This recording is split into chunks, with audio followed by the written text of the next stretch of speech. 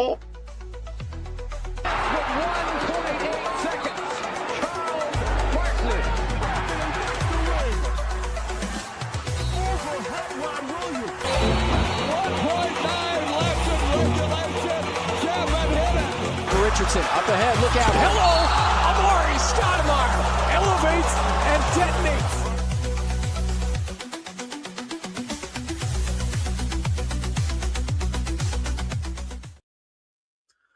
Welcome in, everybody. We've got the Aussie Suns fans here. We are streaming live on Suns Geek's channel.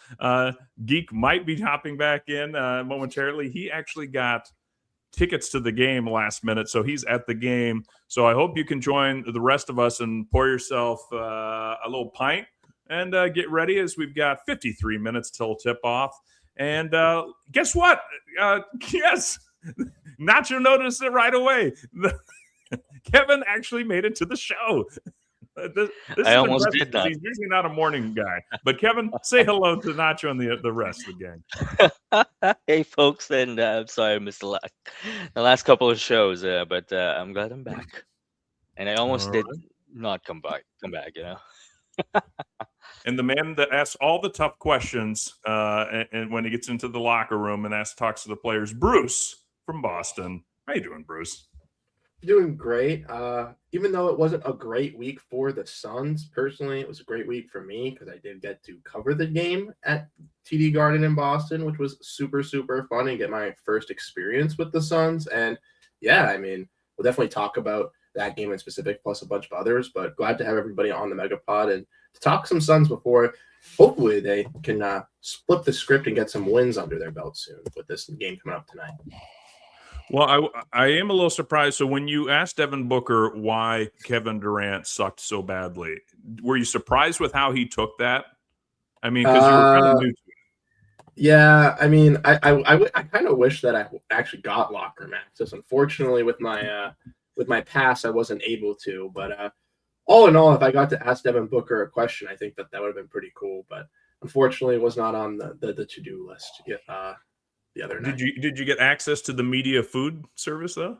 Oh yeah, of course I did. That's where the wind's at. I got some nice chicken with peppers and onions and pasta. It was really good.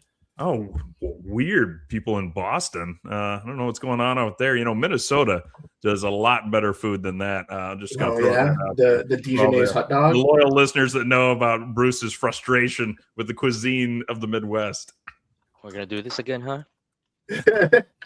But let's connect to our old Aussie buddies. You're gonna notice we're missing somebody else. Gavin's family decided to surprise him by taking him to barbecue and get tipsy for his birthday, which is on a weekday, but you know it's weekend time now, so they gotta milk it while they can.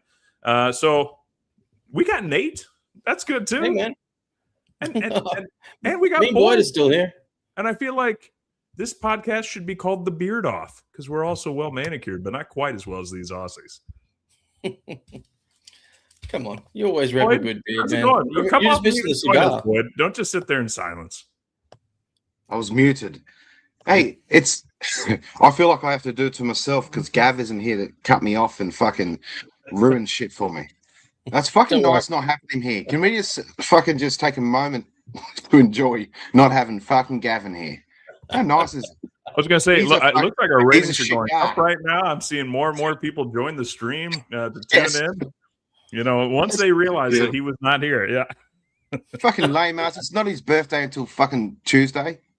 He's just a fucking lazy prick. That's all he is.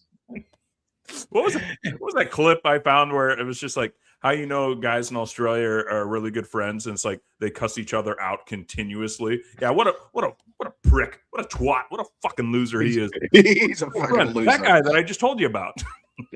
It's about right. Oh shit. Boy, tell me about your night last night. Oh yeah, my missus 40th last night. We got fucking hammered down at the local pub. Oh man, it was good. Sam Booker shots to finish the night off. I was throwing up in my front yard, and fucking it was good, man. It was a good night. I just thought it was important you laid a foundation for your performance. Yes. Bit seedy. Well, also, have you thought about getting that deal? The what do you call it when you sleep with the mask on to help you breathe better?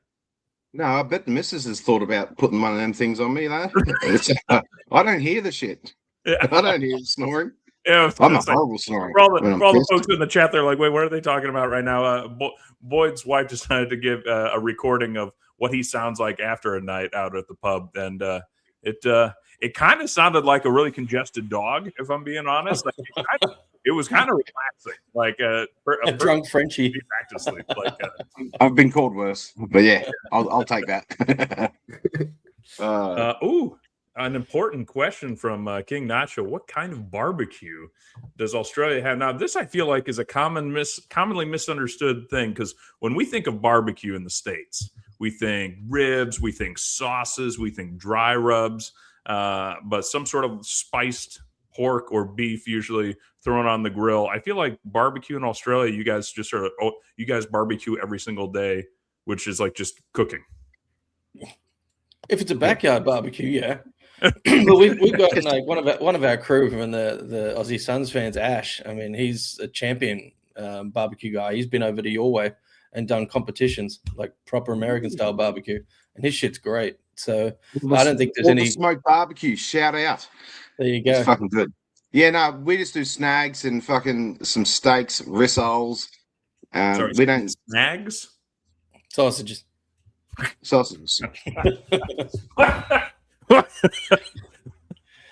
I'm glad I asked, because I had not. And Bruce was with right there. Like, what?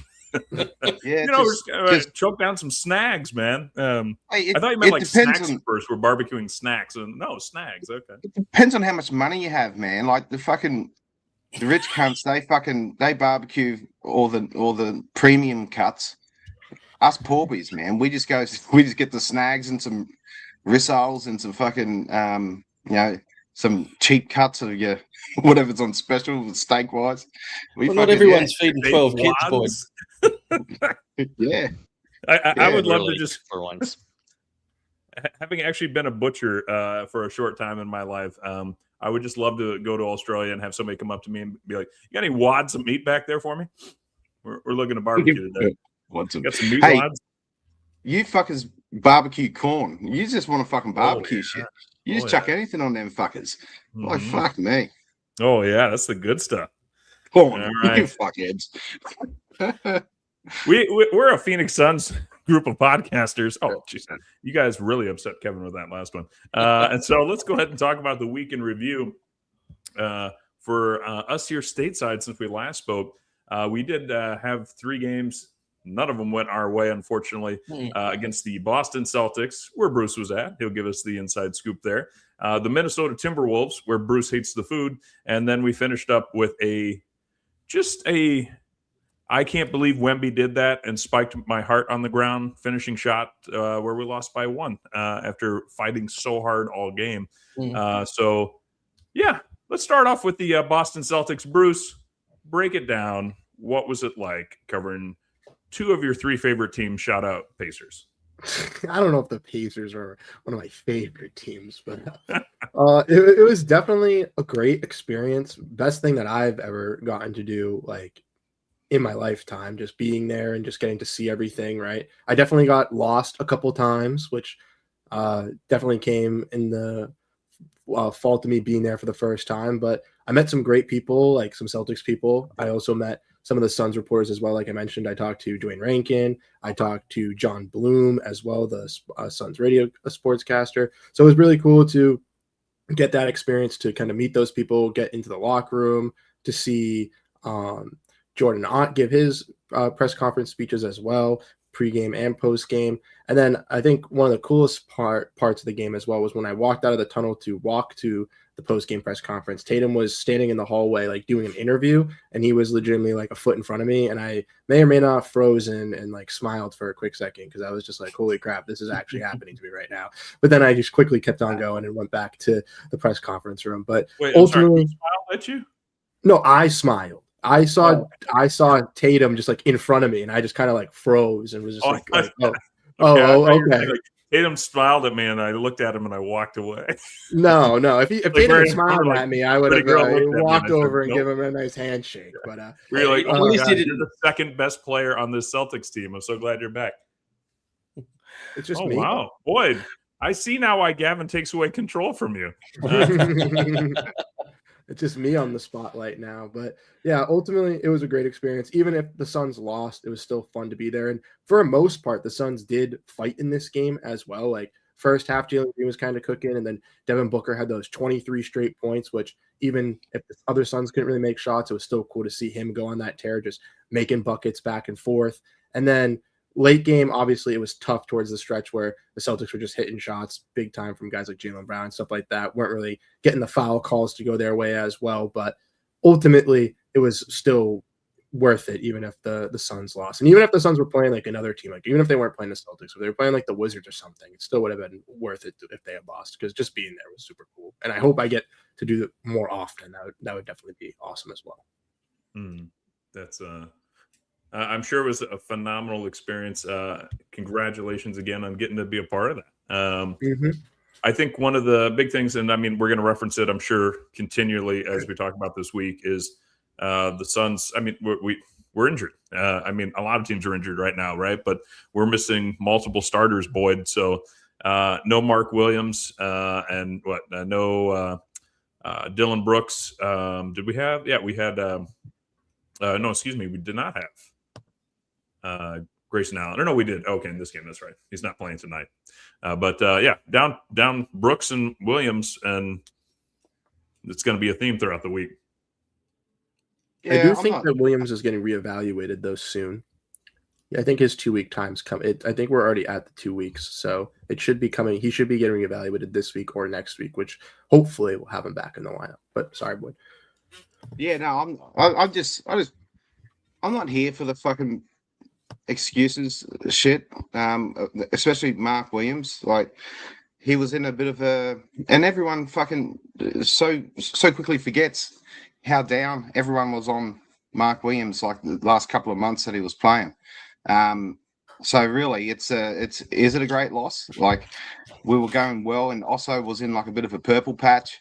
Osso has been sort of up and down. He's coming good again now, but yeah, the thing with this team, and the reason that we're in this sort of slump, although we've been fighting till the end of these games, is it's acclimating. It's the acclimation of Jalen Green, and I think it's proven to be a lot harder than what a lot of people thought it was going to be. And I think that we are fucking deer in the headlights, or whatever the fuck you say about that, with the whole Jalen Green experience. And I think we're fucking I think it's trouble ahead for the Suns, because Dylan Brooks comes back, and we've got another guy who's a little bit likes his balls, likes to have his hand on the ball.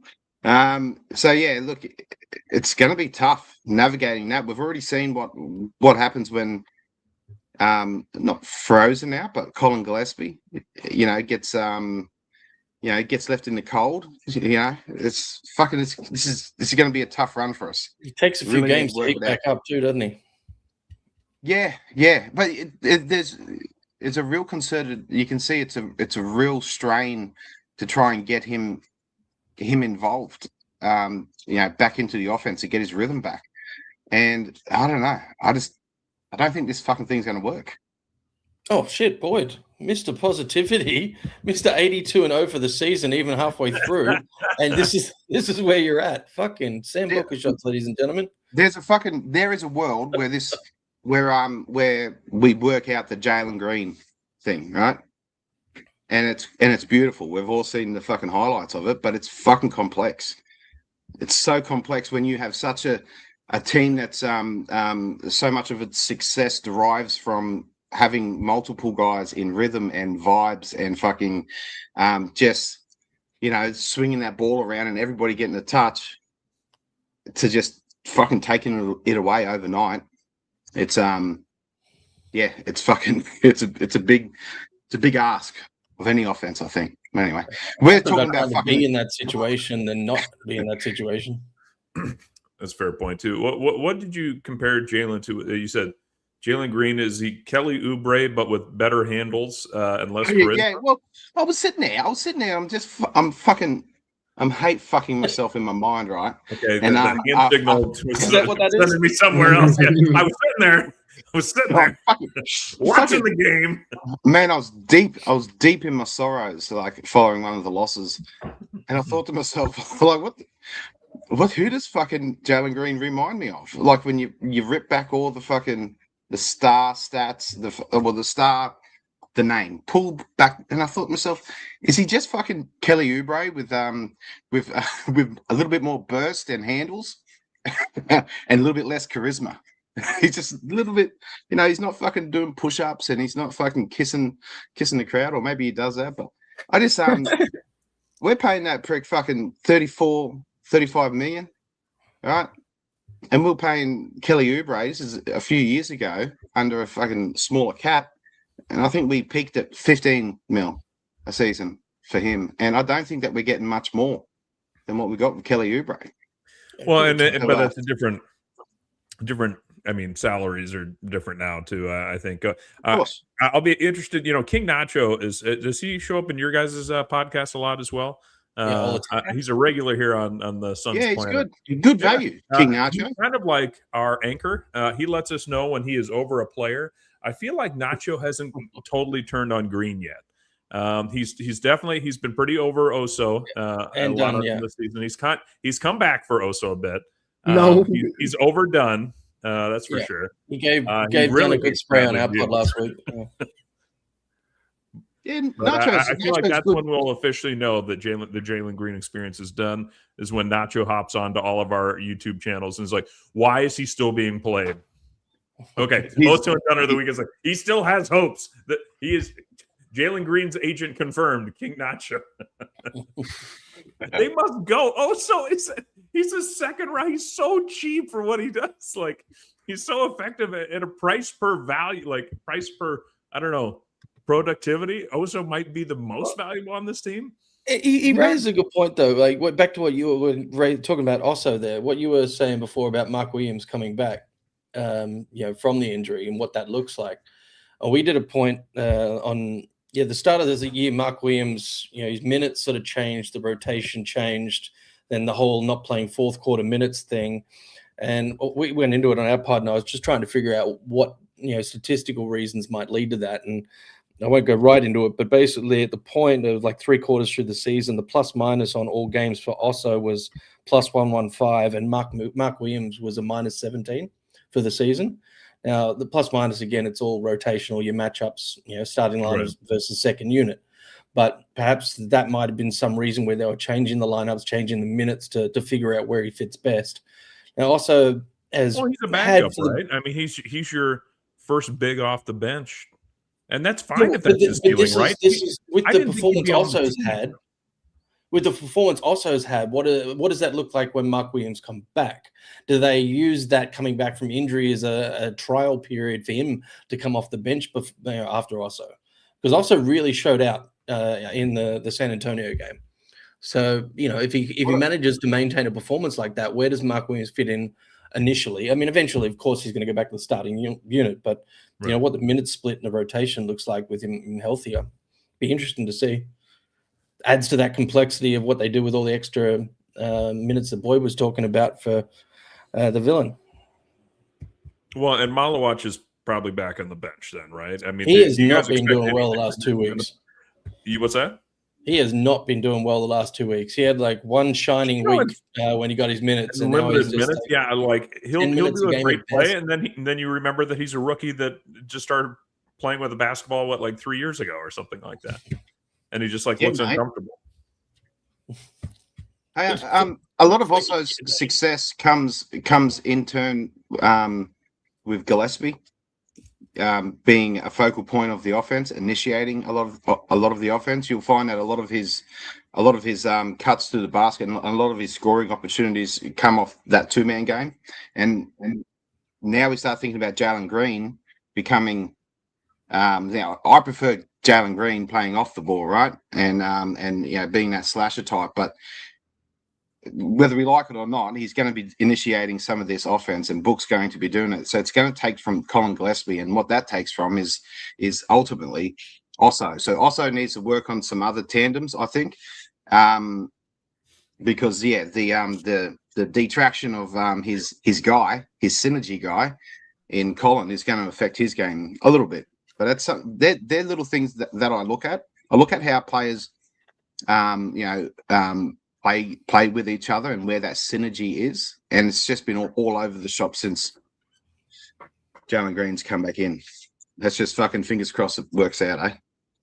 I liked that point that you mentioned, Boyd, about Gillespie and Oso working together, because that is something that I've also noticed a lot this season, specifically when Oso went back to the bench in the start of the season after Mark Williams came back. That's how he kind of found a lot of his confidence, was working alongside a guy in Colin Gillespie, and they've kind of built that up a little bit. So I liked how Nate also brought up the fact of Mark Williams coming back, because I do think that if they do have Oso in that starting lineup, if they have Colin, that can be fine. But I think eventually, once they have Dylan back as well with Mark, kind of introducing those guys kind of at the same time while still maintaining that Colin and Oso kind of dynamic to be very efficient off the bench, I think is going to not only make our bench look a lot better, but also, since we'll have a lot of guys back, it will give a little bit of strength to that bench as well with those guys, to where maybe they're not really getting like demoted, but they're still going to be like stars just of that bench unit, comparative to being like, the fourth and fifth fiddle in that starting lineup. So we're not going to run out 4-guard lineups moving forward. Is that what you're saying? I'd hope so. I'd hope so. Oh shit! Fingers crossed, and, man. and Fingers crossed. in case people thought we got mad at Kevin because he doesn't come on the show very much, he let us know that the electricity just went out where he's at. So if it comes back on, we'll expect Kevin to rejoin us. I felt bad. Now that's actually fairly believable for the Philippines. Yeah. Happened to me the other night when I was doing a podcast too. So I understand Kevin's pain. It's not fun. Boston Brownouts, man. Dude, it was terrible. It was the night after I came home from the game. I was recording a podcast and I was up till like 1 a.m. and the next thing you know, it's just, and I'm just like, oh, well, I'm done. Sorry. I think one of the things we have forgot a little bit about because of the injuries is how deep this team is. When fully healthy, I feel like we have one of the best, if not the best, second units. If you figure Colin Gillespie, Grayson Allen, Royce O'Neal, Oso, Jordan Goodwin could be the next 5 off the bench in the playoffs. I feel like that's a pretty relentless, hardworking, can make shots, move the ball quickly. I'm more concerned, as you kind of kicked it off, Boyd, is how will Jalen Green fit when Brooks comes back? Because we'll see an electric game from him, and then we'll see 2 games where he's like 3 for 21. We're like, what are you doing? You have to find something else to do. And that Brooks can't wait to show everyone, I've been working on my offensive game. So here's the thing, like, we're deer in headlights type thing. We've got a shiny new toy, and he gives you these fucking dunks every now and then. And these plays, these fucking high energy, fucking athletic fucking things. And then we forget about the previous 10 missed shots. I don't want to fall into that fucking, I don't want to fall into it. I want him to be accountable game to game. And I fucking hope. Here's the problem. Fucking Devin Booker, he's a chameleon of sorts, right? And great leader, but he tends to take to the vibe of the more, I don't know, dominant personality, whether it be a Kevin Durant, too cool for school, or a Chris Paul, iron sharpens iron. And I've said this before. Is he going to be a chameleon to your fucking Dylan Brooks and your real fucking cunt on the floor effort? Or is he going to do it with the Jalen Green, the fucking happy-go-lucky, laid-back type of Larry guy? I'm wondering. The Athletic actually had a really good article, though, about Brooks and Booker really hitting it off and like hanging out and spending more time together. And I think, I don't want to speak too much and be like, they're totally better friends. Like, forget Jalen Green. But I think. Let's say it. I think he likes that Brooks calls people out. I think Booker would admit probably that they needed a little bit more of that than what they had the last few years with Durant and Beal just being like, yeah, we'll see what happens. We're just chilling, man. Next game mentality. And you have all these other players like, I don't even know if I should shoot the ball. And Brooks is more like, I will get in your face if you do not shoot the ball when you're open. Did you guys see them Kevin Durant comments about he was just really sad, saying, "Oh, maybe I should just go sit in the corner and fucking." Did you guys see that shit? I missed that. No, I have seen a lot of Rockets fans though tweeting out that they're just not having fun watching their team anymore. And I have to sit back. I did read that. And I was like, oh my God, it's begun again. Like he just takes the excitement. He's such a good scorer, but he makes you sad to watch your team play. But this is the same guy that got on the Netflix special and said, if you want someone to be the guy, I'm not that guy. I'm not the guy you rely on to take and push you over the line. The team has to do it. I'm not doing it myself. I mean, he openly said that on a Netflix special. I mean, that doesn't tell you something about the guy that he's carried to every single fucking team. Yeah, I definitely, was he that he was? Well, I'll just ask you guys: was he the best player on those Warrior championship teams? Yes or no? And then the follow-up question is: was it still Steph Curry's team? Yeah, I think it was. I think it's always been. So Durant was a better player, but it was still Curry's team? Yeah, that team. I don't think you can ever say it's not Curry's team. Yeah, okay. That team. The reason that he worked well there is like he didn't. And we were. Here's the thing. I was a little bit probably blinded by it, but I thought that he was going to be a seamless fit in with our offense because he was with Golden State. But Golden State have this immovable fucking system, right? It's fucking mass movement from everyone running around the court, and they're all just like it's. He didn't have to do much because there was a lot of people, putting in. I don't think it was his State. Golden State had a permanent culture fit though. Like their culture hasn't wavered. Culture, Warriors culture, decade. Warriors culture. Fuck, I'm vomiting in my mouth here, man. Let's talk about the Suns again. Fuck me. Yeah, okay, do the Suns have a culture? Now? Yeah, we do. We do. Now? You do. It's fucking. And it's trying to find it last year. Booker the best player? Booker is the best player. Yeah, and it's Booker's heart and soul is Dylan Brooks and Jordan Goodwin, soon to be an additional Haywood Highsmith. These are the character guys who are setting the culture. These guys, they're the one percenters. They're the guys that are picking up fucking full court, quarter court, and setting the fucking tone for these games. So if we have to protect 8 players, Jordan Goodwin's in there for mine. Dylan Brooks is in there for mine. You gut them guys out, and you're going to fall into a heap of shit. Yeah. I'd like. Can we get into that? Could we discuss who your 8 would be? Because I wrote an article about that. I'd love to hear your guys' 8 players. Let's do it. Yeah, okay. Kick us off, Bruce. I can kick us off. So I did Booker, Gillespie, Brooks, Rasheer, Maluach, Jalen Green, Oso, and Grayson. Those were my 8. Okay. Now, of course, this is what would be 2 years in the future. So some of these guys would have to be renewed on. I'm doing it based off of this year, and then there's also the rule where like if they're an unrestricted free agent, they can't get picked up, so you can't protect them. But like I'm taking that out of the discussion because like run through your 8 just ruins the fun. Like you know what I mean? Like right, yeah.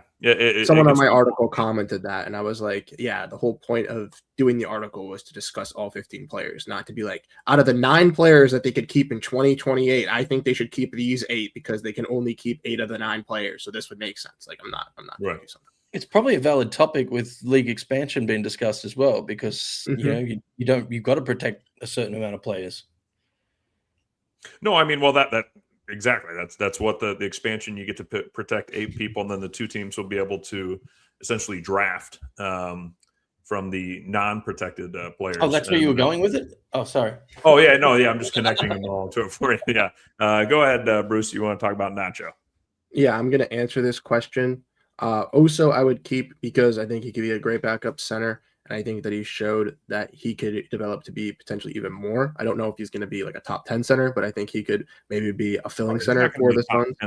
Yeah, but I think he could be a solid center. And then with Jalen Green, once again, the reason why I'm keeping Jalen Green is The rule is if you lose a player, you get compensatory value for their contract. And if the Suns got a traded player exception of $30 million that they then would have to trade to fill in with some sort of value, what picks do they have to attach to that $30 million traded player exception to get any value? They don't have any. Therefore, there's no point of trading Jalen Green. You rather trade Jalen Green for something than give up Jalen Green, let him get picked, and then try to use a TPE to get basically something where you'd have to add more draft capital.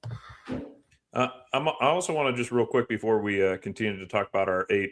The last 3 games, Oso has started. Let's see, against the Celtics, he had 4 points, 8 assists, 4 rebounds. And then in the Timberwolves game, 16 points, 4 assists, 3 steals, 10 rebounds. And then the game against the Spurs going up against Wemby, when we were playing 4 guards, 15 points, 7 rebounds, 7 assists, and a steal. These are not bad numbers, Nacho. I know you want to not like him, but like, how hard does this guy have to perform as a late second-round draft pick? I get maybe you don't want to have to rely on him, but for value, like, that's really good for a backup center thrust in the starter role, and he can do all of that. So, maybe you just don't like him, Nacho, but I feel like it's hard not to like what he's able to do. When the big attack on Bradley Beal, for example, was like, oh, he gets you 10 points a game or something like that for $40 million a year. That's absurd. Also, is easy to hate because he's really bad at clearly bad at a couple of things that are very prominent in his shooting. He's generally his rebounding, which has ticked up a bit recently. I don't love his little free throw shooting. Little, push shot. Yeah. Let's give he's an easy one that takes shots at. Bruce put it together for us. All right, so I'm keeping book.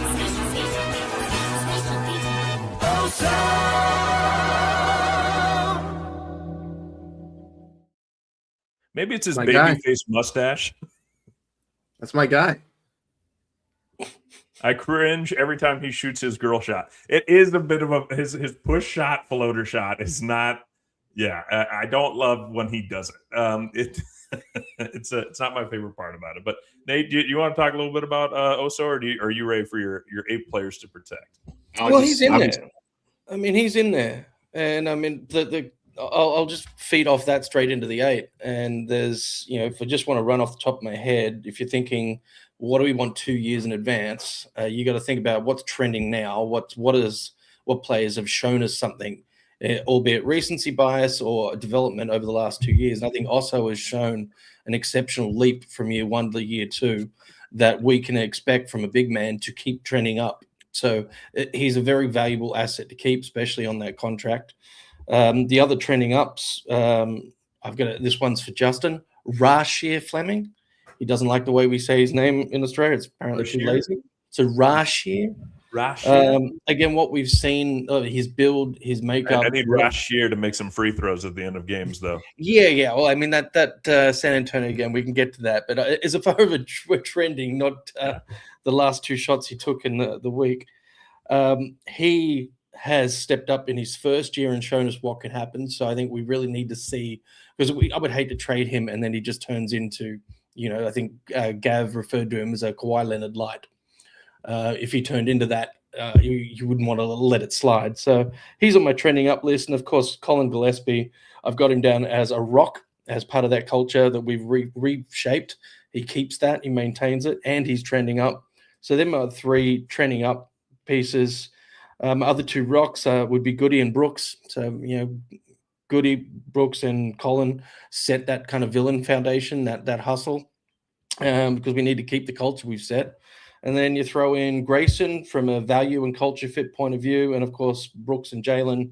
Booker and Jalen. Sorry, Booker's your obvious core that everything's built around, and exactly what Bruce was saying about Jalen. Give him a couple of years to show us what we've got.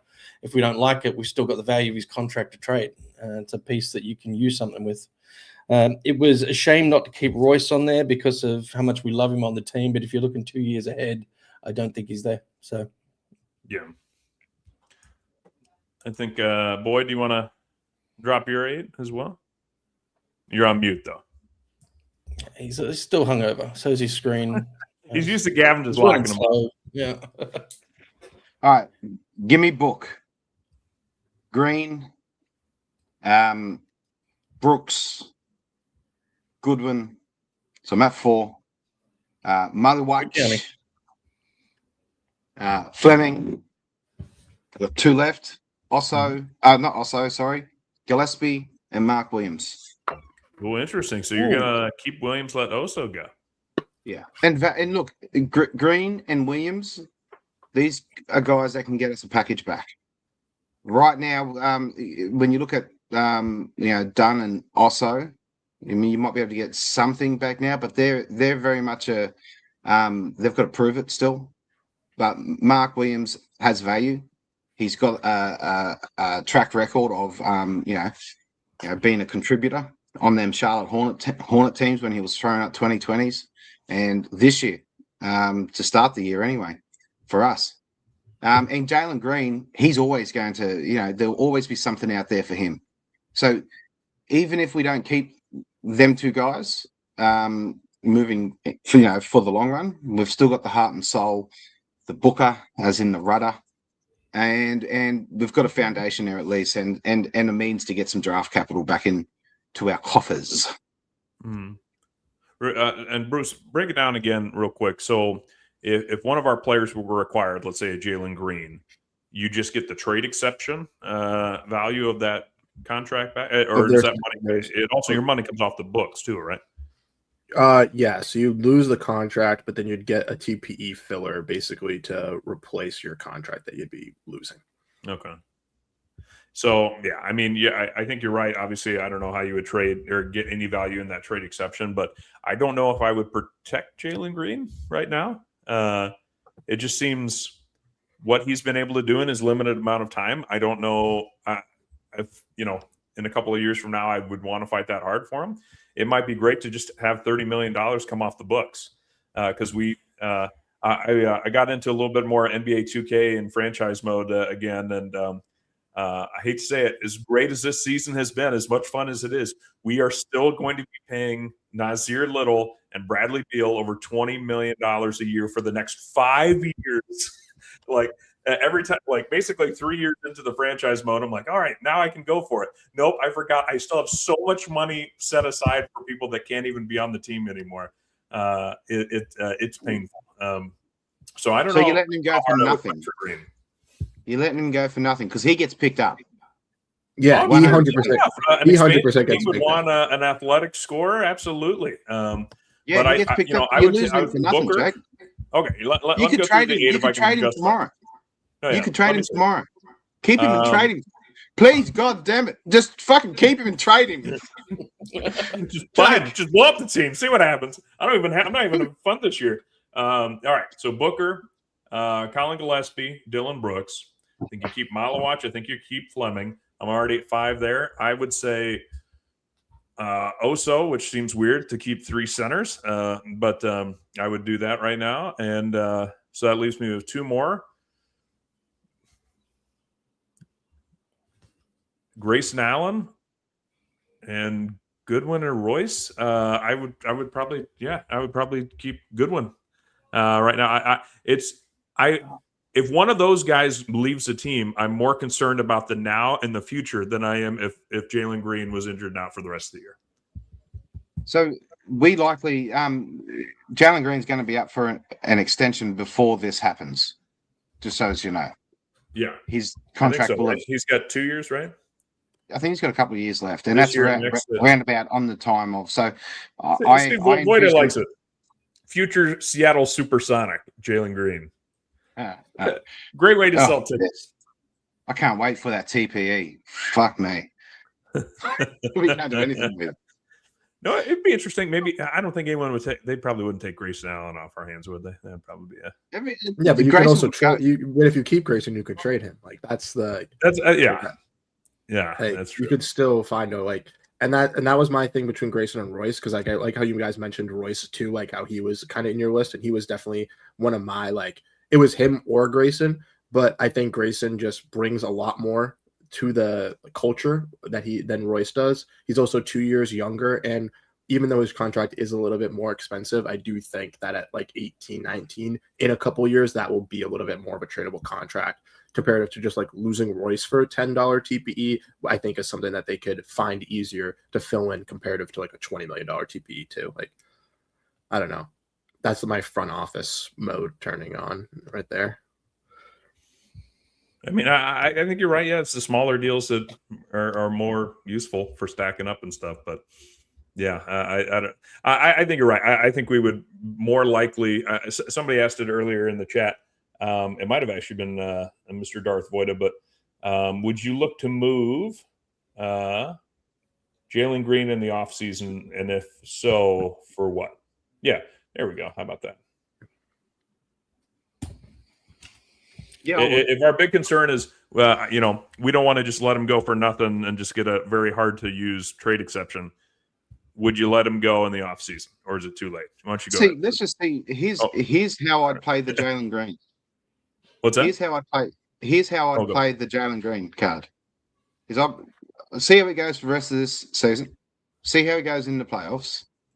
And if it's much of the same that we've already seen, the inconsistencies, well, you definitely look at it, but don't just settle for the first fucking thing that you get. I mean, you've got till the trade deadline, basically. That's my cutoff for making a decision on him. So yeah, let's keep seeing what it looks like, and grit our teeth and get through these this painful fucking basketball to watch sometimes. The fucking black hole that is Jalen Green. But I mean, he could have a great game tonight. We've seen it. He'll have one great one after 4 bad ones. Actually, what I will say is, last game I noticed that he was he was coming in on the second or third touch instead of initiating plays as much, and Colin took that back on, which was really positive last game. But need to see more of it, because it's just, I don't know, it's like something fucking clicks in his head. And he's just like, fucking get me the ball. And he just goes hell for leather. Fucking just. That's that old school Houston mentality where he was their offensive engine. And now it's like, wait, I should pass it to the open players. Hard concepts. Who are we about to play? Coming up soon. We're playing the Bucks tonight, and we play the Raptors tomorrow, which, again, getting the Raptors on another night of a back-to-back kind of stinks. But the Bucks have no Giannis tonight. And last time we played the Bucks, it was Giannis in the first half scoring in the paint, and then it was Kyle Kuzma obliterating us from 3-point range, shooting the lights out. So who's going to fuck us up tonight? Well, they have a couple of outs too, but if they can limit Kuz, then I don't know, because they have no Bobby Portis, which I know Jake likes. They have no Usman Dieng gonna get us. They have Ryan Rollins. Usman Dieng and Ryan Rollins probably are the two guys to watch out for tonight. But Jalen Green, last time they played the Bucks, found a lot of success because he was scoring in the paint, because the Bucks paint defense is atrocious already with Giannis, and without Giannis, it's going to be even worse. So we could see Gary Harris, no Kevin Porter. Oh no! I remember when Gary Harris was like the guy that Suns fans wanted. Nuggets legend Gary Harris Jr. That's right, yeah, and not Orlando Magic legend Gary Harris. Well, and hey, I still read what I don't know if it was just a phony account, but Bucks are said to still be interested in Jalen Green joining them next year. Yeah, I'm sure they will, because they're going to be trading Giannis and looking for any sort of star player to sell tickets. I'm sure they'll definitely be interested. I might take that deal. I might. It's going to disrupt Rasheer Fleming's development, but do you think we're talking about the trading in the off season? Do you think there's any way we find our way into a lottery pick? Because this is where I come in on the Jalen Green trade. Because a third of the league will tell you right now they are doing everything they can to lose as many games as possible to put themselves in a lottery contention. And this is, reportedly, I mean, we hear it every year, but if this draft is more stacked than last year, then shit, that's something you want to be in on. And that could give you an NBA ready player that reshapes the future of your franchise. So can you get something for Jalen Green in that first 14? I don't know. Because they're pretty coveted picks right now, but that's kind of where I sit on where you bring. Yeah. So what value do you get trading him then? You're probably going to get role player filler players. That's like, if like I know Jake's heard this from me 10 million times, but like there's some way they can get. Yep, thank you. They can get Obi Toppin anytime on this team. Like I know Bruce at this point. Yeah, I'm sold. Like Obi Toppin does like they need that power forward that can grab rebounds, play defense, can play the small ball 5. Rasheer can kind of do it now too, but like play that small ball 5 for them if they need to, but can also be like a bigger wing that can add size in their front court so they can just limit other opponents. Because right now, like Boyd mentioned, when they have the 4 guard lineups and stuff like that, they're just way too small, and it's evident out there on the court. Like they just are just getting attacked and blitzed, and even in that Celtics game, like it was clearly haunting them, because not only defensively do they get attacked, but then offensively, one of Jalen Green or Colin Gillespie is just standing there waiting for the ball, and then they can't get into rhythm because they're just being a catch and shoot scorer, which we want to see Jalen Green off the ball. But if Jalen Green is running catch and shoot threes off the ball instead of attacking the rim, that's kind of a different story.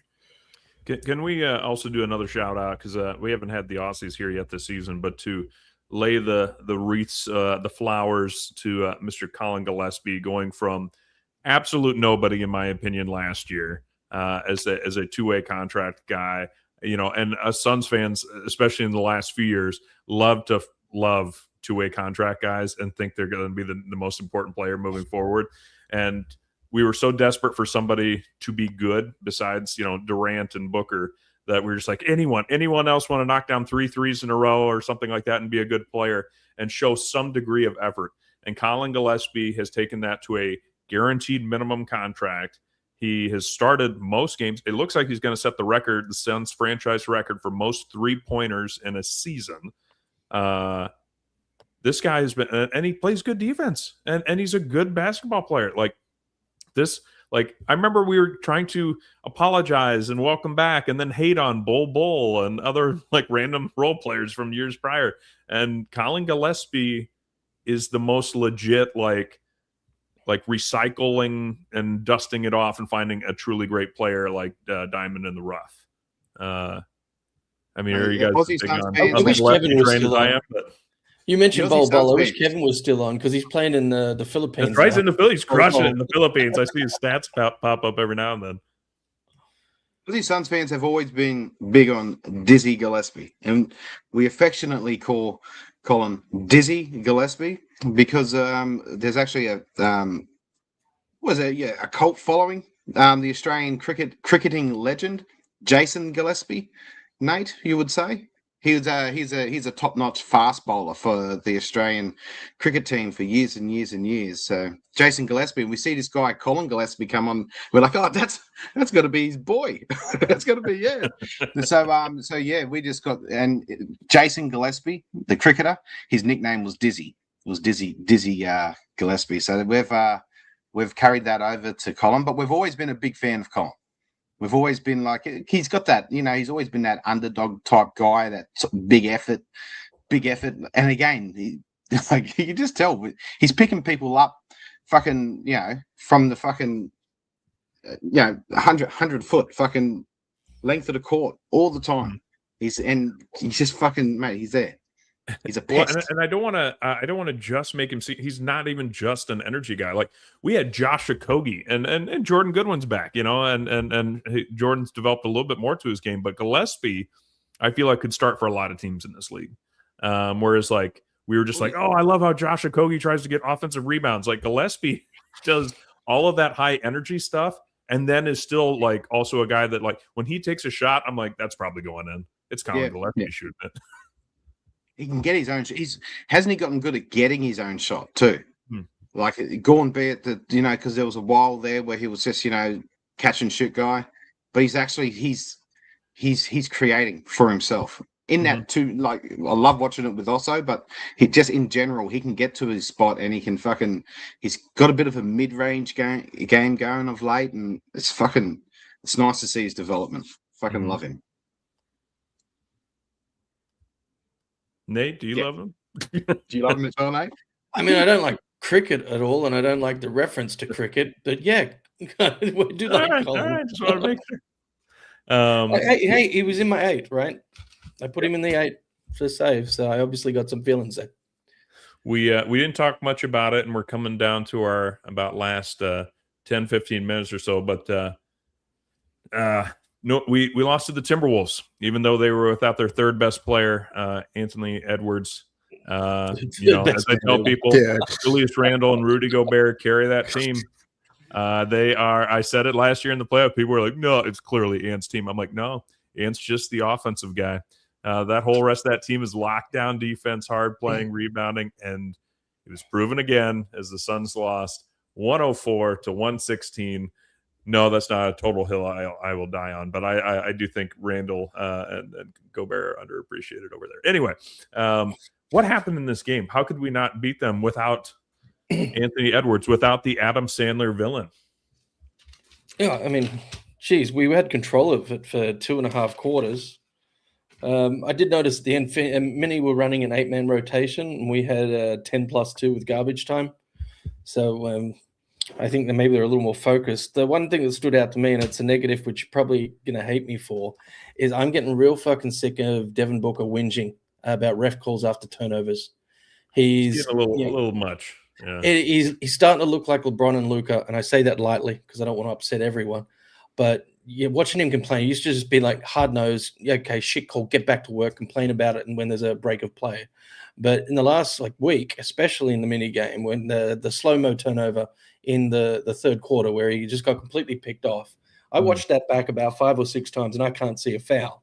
But he stood there and complained. Meanwhile, slow-mo's got a fast break down the court. The momentum shifts. And I don't want to see him whinging, and I don't want to see him standing there complaining to the rest while the ball's still in play. Not from our leader.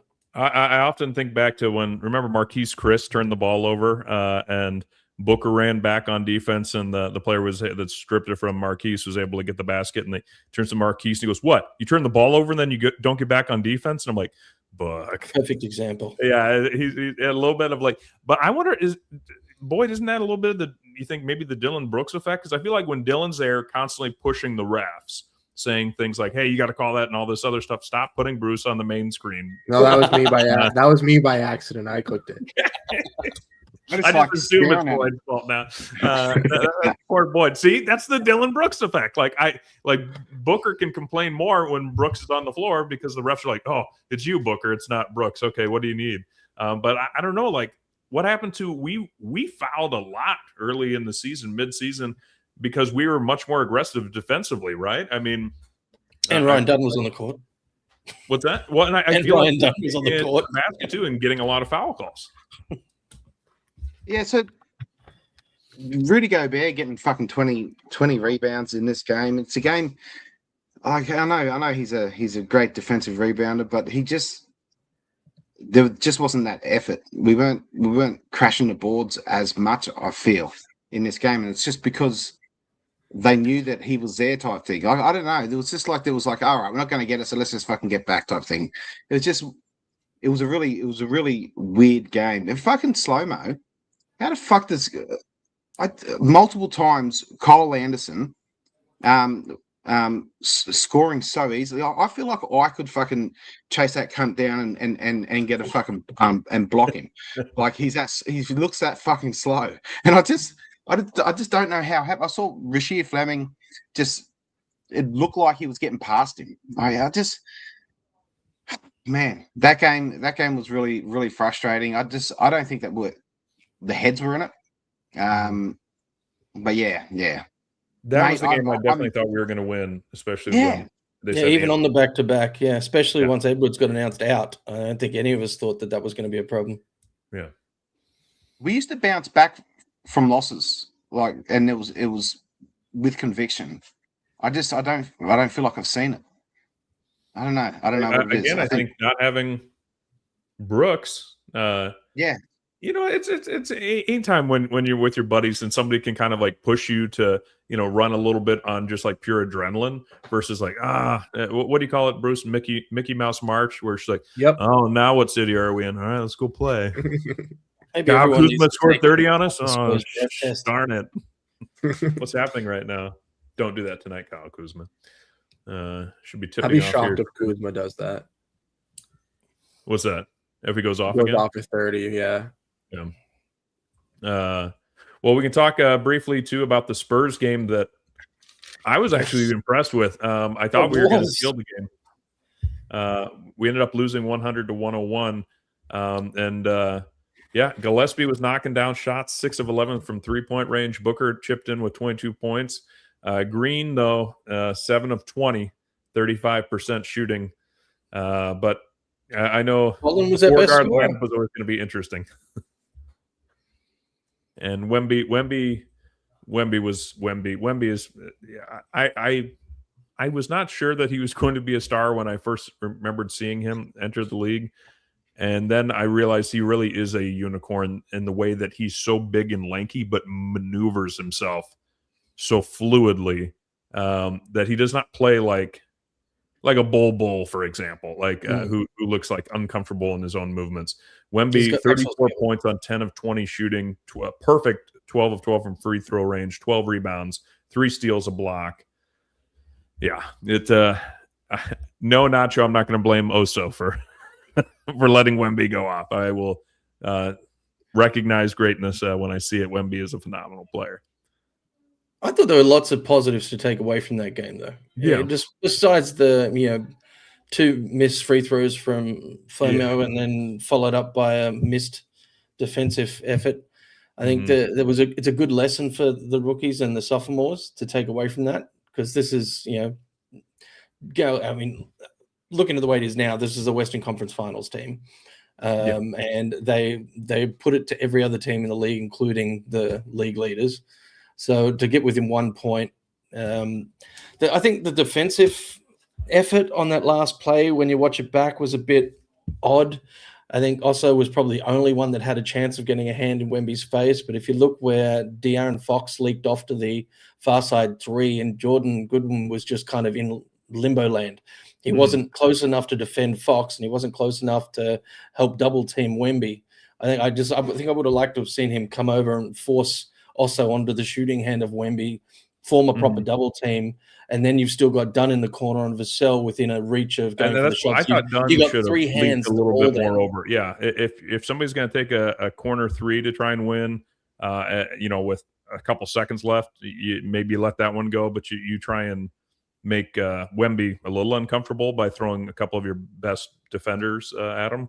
I would have liked to have seen Dunn kind of play a little bit tighter on that. We've shown this year that we can handle San Antonio. I just think trying to get them in a best of 7, that is, we don't have the answers to do best of 7 yet. So let's hope they take some film time on that game, because I think there's, like I said, a lot of lessons.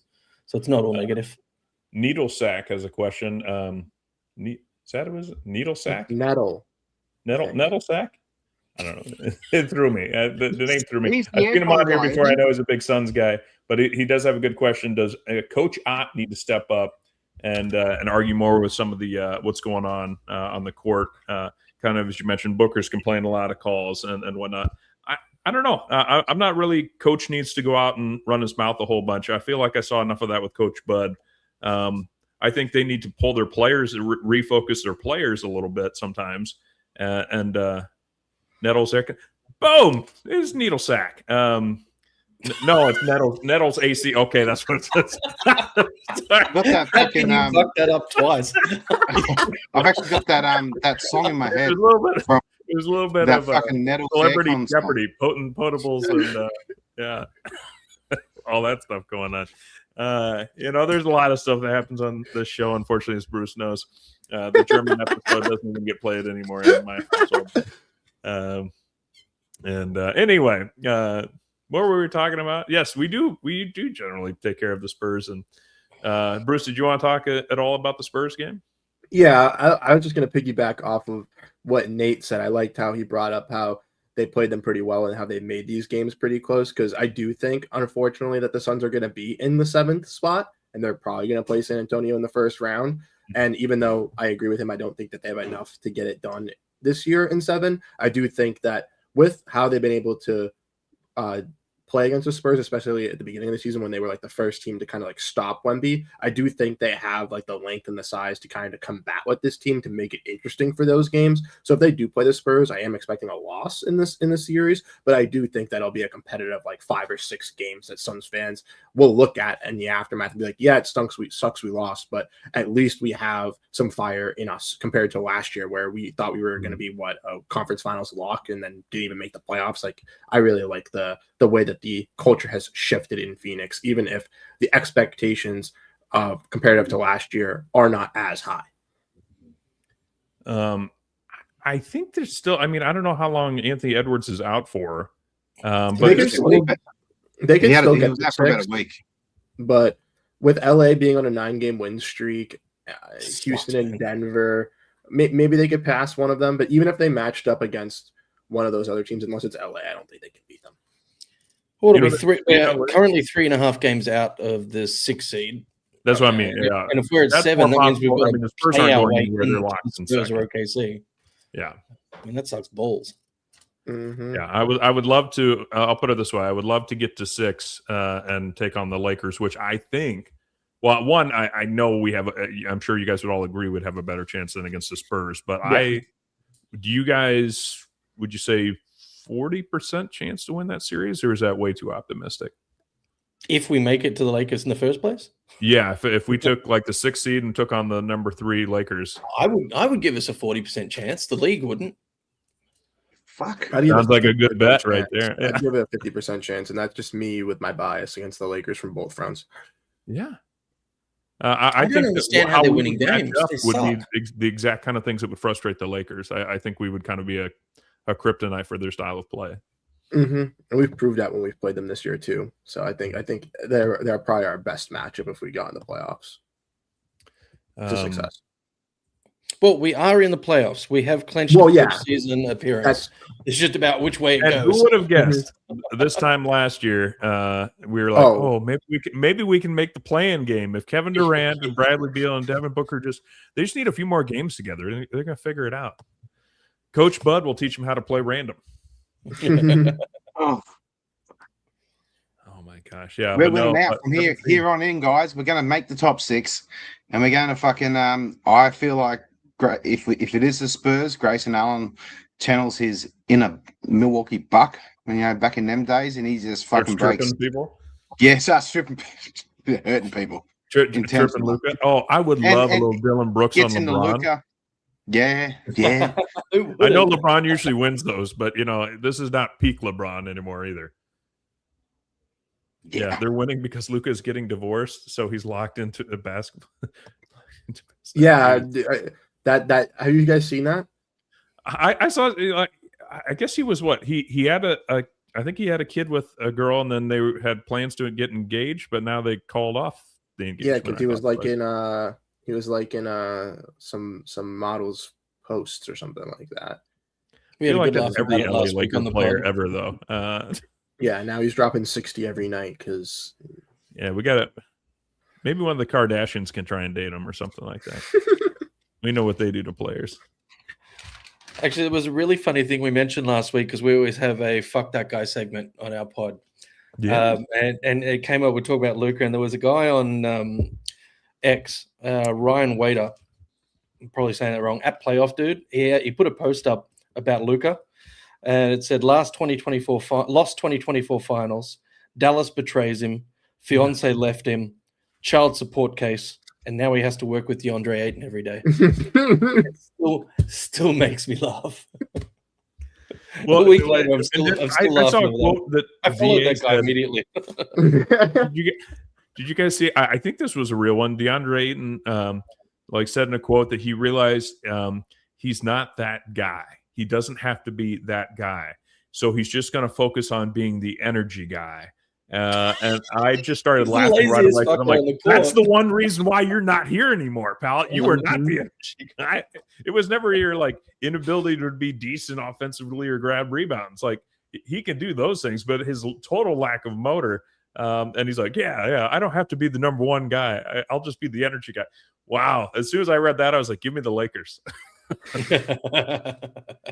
Give me the Lakers on that one for sure. I Guys, think if you guys Luca say, is suspended. who? He picked up his Luca picked up his 16th technical today, Oh wow! and will be suspended for his next game. So Good this is to see great. that they're finally calling it on him. Yeah, nice. That does those cost you in the playoffs too? Then don't they? Like if you're at the point where each technical costs you a game, does that impact the playoffs? It's every 2 techs after that, I think. Is it? Okay. Something like that. You We're get underway another. here at home, there, boys. What's that? We're underway against Milwaukee. Oh, okay. Yeah. Oh, it just tipped off. Yep. And I'm seeing another 4-guard lineup. Also, Iguodaro misses a 1-foot cutting layup shot. Okay. Nacho's going to lose his mind. It's just going to turn into a commentary pod now. That's good to know. Well, let me ask you this. You say 40%. I'm seeing some people in the chat say maybe even 55%. Needle sack. Says that Nettles AC. Sorry, that was my most celebrity Jeopardy moment in a while. But you guys said what, 50% chance beating the Lakers, a total toss up. You actually said 40% for yourself and asked us if we agree. I think probably 50-50 is better. Yeah, when you get right in analyzing the lineup, it actually favors us. Yeah. Okay, Boyd, do you agree with that too? I'm watching the game. 55% seems a bit light. I'll give us I'll give us a 100% chance of those colored glasses back on, taking it all out. Rui Hachimura is going to be back, right? Everyone, what? Who cares about Rui Hachimura? Okay, well, what's he, the third best player, Jake? Sorry, let me ask you guys this, as we gavel out. Suns versus Spurs. What percent chance do you guys give us in the 7-game series? 20%. Ooh. Yeah, I couldn't go higher than that, Bruce.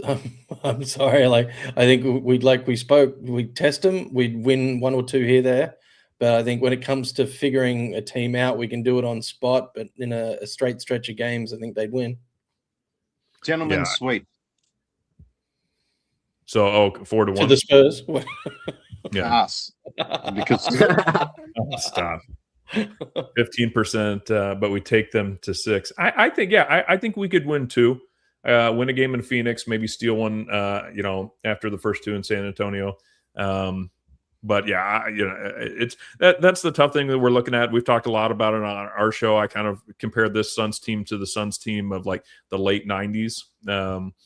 Where it was like Jason Kidd, Clifford Robinson, Tom Gugliotta, like good teams made the playoffs out in first round very often. Maybe get to the second. That's about it, and so you kind of need to get lucky with injuries, that kind of stuff.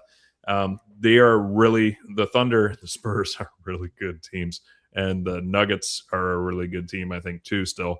So I just don't know how we could. I would love to go beat the Lakers. That's what I mean. I really want to go get that 6th seed and give that a shot and see what shakes loose. But who knows? Wait, is it 9-0 already? Yep, yes, certainly is.